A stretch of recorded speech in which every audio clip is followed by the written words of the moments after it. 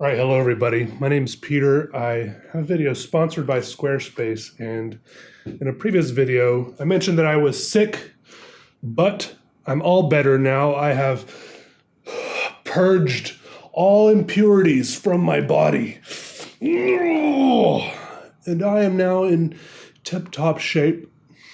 95%, still a little bit stuffy in the nose, scratchy in the throat, a little ache in the head, but we're back. Okay, I'm going to be drawing in this handmade sketchbook, which a viewer named Kelly's Art Throb sent to me a while ago.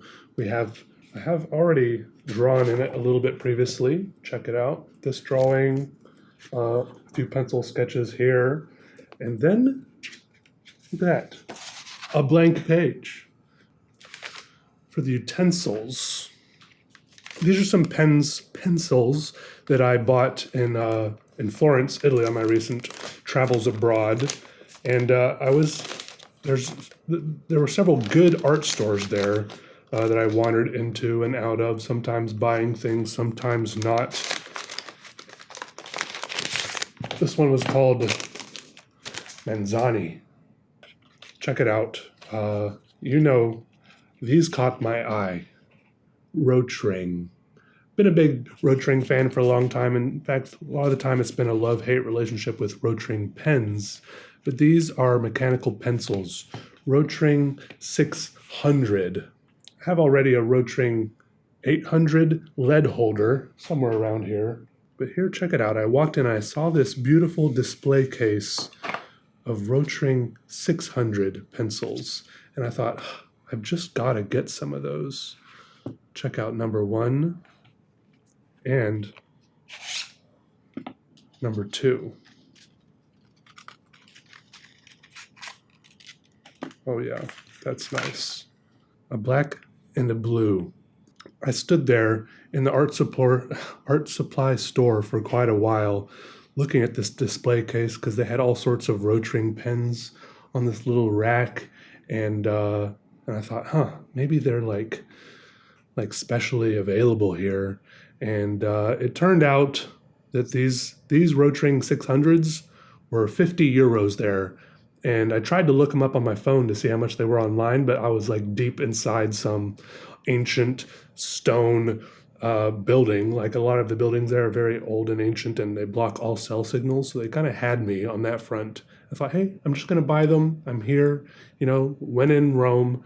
So I bought the pens, and I was like, hey, can I get these two? Because the lady had to come over and unlock the case and get them to me. And she didn't speak a lot of English, but she did say, these are very nice, like very nice choices. I was like, I know all about these. I'm a big fan. It wasn't until later when I got home, like just a couple hours ago, I'm like, let me actually look up how much these are online. And it turns out I could buy these online for only like $25. So maybe, yeah, it maybe did turn out that I maybe paid twice, maybe paid double for what I could have gotten them for. But I don't know what else to say, but oh well. The point is, I have them now. A good addition to my Rotring collection. I'm going to go find the other pen, the other Rotring. Where is it? Here it is. Check this out. They all go together so well. The Rotring 800. This is a 2mm lead holder, as you can see. See, this has big thick lead in there. This time I opted for the just like a regular mechanical pencil. And I got 2 of them so that I can put different hardnesses of lead in them. So, for example, I have these little guys. I can put a 2H lead in one and a 2B lead in the other. And it's kind of like having, well, options. I think I'm going to put the 2H, the harder, lighter lead, in the blue pencil. The problem is I don't know what lead they come with. So I got to take it out of there. Maybe like 4 of them in there. Take off the back. Take this part out, the little eraser, which I wouldn't use because once you use up that little eraser, it's a pain. Then I replace it. Reload it. Okay. And then the nice thing is, this has a little thing on here you can twist. It's labeled as 2H, so I know for sure. And this one, I'm going to put 2B in. 2B leads. Eraser goes back in. The cap back on. And of course, one of the reasons why I like these Rotring mechanical pens is the all metal construction, right? It just feels so nice in your hand. And I think this on the grip here, it's called knurling, I think. It's just so crisp and it feels so good. If you've never felt one of these, go ahead. Feel it now. It's nice. It's like almost sharp, but in a good way. Yeah.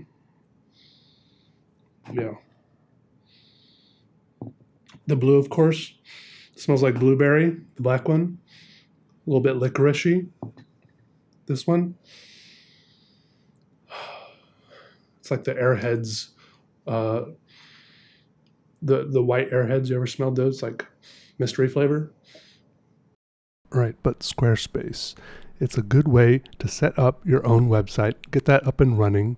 Go scroll through the available templates, and those are just a jumping off point. See which one catches your eye, and then start customizing. I think it's called the Fluid Engine, this system they have for customizing all this dragging and dropping different modules. They're just like, they resize and slide around in this really satisfying way. It's fun just to mess around with it, see how you can make your website look different ways, and then you can sync up your social media, set up some e-commerce maybe, and really there's no reason not to do it, at least to mess around with it a little. Go to squarespace.com for a free trial, and then when you're ready to launch, go to squarespace.com/PeterDraws for 10% off your website or domain. I've known a few people that have made their websites with Squarespace. They seem happy with it. Really the only downside is they didn't watch my videos and know that they could get 10% off. So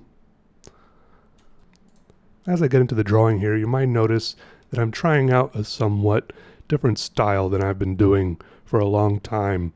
When I posted these on Instagram, I mentioned that I think I finally am getting a little more comfortable with trying to do some portraits, mostly because when I was on this trip to Florence, I was just spending so much time drawing in these sketchbooks. Like I filled up almost 2 sketchbooks, like you saw in the sketchbook flip through I posted a few days ago. I was just looking for new things to draw all the time, and a lot of the time I was like on a train or just sitting in my room with my roommates, and I was like, hey, let me try drawing you, or they would be like, hey, draw me. I'm like, fine, let me try. I never do this because it always comes out badly, and it's discouraging, right? Because it can be discouraging when you try drawing things and it comes out badly, and I usually stick to what works for me, right? But finally, it felt like a low judgment zone, and that was good. So I tried drawing some of my roommates, and it often did come out badly, but something, I think it kind of started the ball rolling. And so here I am drawing some more faces, but they're just, I don't know, the goal is here I can still work in a little bit of my personal style somehow, a little bit of the whimsy, the doodle. I don't know. It's not the end of the world. It's good to branch out a little bit, and it's something I always tell myself, but still I usually stay in my comfort zone, because a lot of the reason why I draw is just for self-comfort, right? Because it's fun. I don't always want to be pushing myself, and that's okay. It's okay to have different goals with your art at different times. But for these 2 drawings, I went to some website. I think it was called like filmgrab.com or something. There's a lot of these websites where they just have like stills from different movies, and a lot of times they choose like artsy or interesting moments in movies. And a lot of movies, obviously film directors, they take care to make the movies look interesting, so you can find interesting faces, and the composition of each scene can be interesting. And I was just scrolling through looking for interesting faces to draw, and I think this first The first drawing was from a movie called Festin. The actor is Ulrich Thompson. I haven't watched this movie. I just clicked on the face because it looked interesting. I'll link both of my reference pictures in the description if you want to see them. My goal wasn't really to draw them perfectly as I saw them. It's more of just, a reference to know how to arrange, the eyes and the nose and the mouth so that it looked somewhat convincing, like a human face. Because sometimes if you try to draw a face without a reference, it starts kind of looking Mr. Potato Heady and, not convincing. I don't know. Anyways, and then in the second drawing, which you'll see in a moment, it's what's his name? David Byrne from, what's that movie? Let me see here. I have it. Oh, Stop Making Sense. Another movie I haven't seen, but it looks interesting. It looks like, from what I can see, it looks like a one really long music video. I should probably see it though. It does look interesting. Anyways, I'll put those in the description if you want to see them. But I chose them because they were like, they're like interesting perspectives. One of them is like a guy kind of looking down on someone's face, and then the David Byrne picture is like a profile. I think profiles are maybe the most challenging because it's just like the outline of a face. But I was pleased when I posted these on Instagram, someone recognized David Byrne, so that means I was mildly successful, right? Another note on art, I will say I did see some cool art on my trip because I went on a little weekend trip to Venice because there was a big art exhibition there called the Biennale, and one of my favorite things I saw was this. There was so much stuff there, but in one part of the exhibition, there were these two huge rooms. Each room was like the size of a warehouse. One room was completely full, and one room was almost completely empty. And they went together. The completely empty room all it had in it was this really long white box. It was like 1 foot by 1 foot by like 150 feet. And you walk in and you're like, this is kind of eerie and weird. Just a really long white wooden box. And there's like something down at the other end. So eventually you're like, let me go walk down to the other end to see what's down there. Right? And it's kind of dark and dimly lit down there. But as you walk down to the other end, it takes a little while to walk all the way down to the other end, and you start noticing something changing, and you can't tell if it's something you're feeling or hearing. And eventually you notice that there's like a strange sound.